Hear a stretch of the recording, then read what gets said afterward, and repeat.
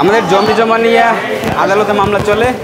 তো মামলার মধ্যে যারা বিরোধী পক্ষ বর্তমান রানিং মেম্বার কুদ্দুস মির এবং অবসরপ্রাপ্ত প্রধান শিক্ষক প্রাইমারি প্রধান শিক্ষক বাবুল মির, তারা আমাদের জমি জমা জোরপূর্বক বিগত প্রায় 50 বছর ধরে জমি জমা খাচ্ছে।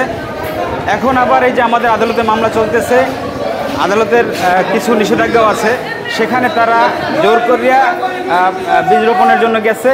তো আমার আত্মীয় স্বজন, আমার আব্বা মা ভাই ওখানে যাওয়ার পরে বাধা দিলে তারা দাও এবং লাঠিসোঁটা দিয়ে মারামারি করে এবং আমার মায়ের আহত হয়েছে, বাবা মুমূর্ষ, ছোটো ভাই মাথা ফেটে সেটাও মুমূর্ষ।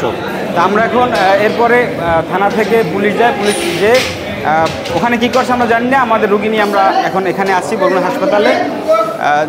এটা হচ্ছে যে বর্তমানে একজন রানিং মেম্বার, সে যদি মব সৃষ্টি করে, সে আওয়ামী লীগের লোক।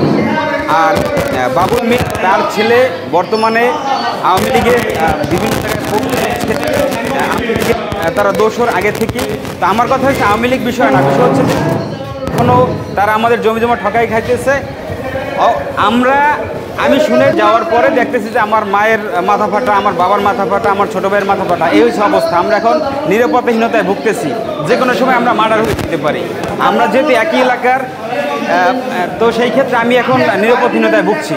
আমি প্রশাসনের দৃষ্টি আকর্ষণ করছি যে দিনে দুপুরে কীভাবে আমাদের উপরে অতর্কিত হামলা চালাইল এবং আমাদের এই যে এখন হাসপাতাল আপনি দেখতে পাচ্ছেন যে আমি নিজে সল্ট এই যে রক্ত দিতে পারছেন, আমার ছোটো ভাইয়ের মুমূর্ষ অবস্থায় কী হয় আমি প্রশাসনের কাছে, আমি একজন সংবাদকর্মী, গণমাধ্যম কর্মী হয়েও কিন্তু আমার নিজের পরিবারকে আমি নিশ্চিত, তো সে আসলে আমি এখন কি করতে পারি।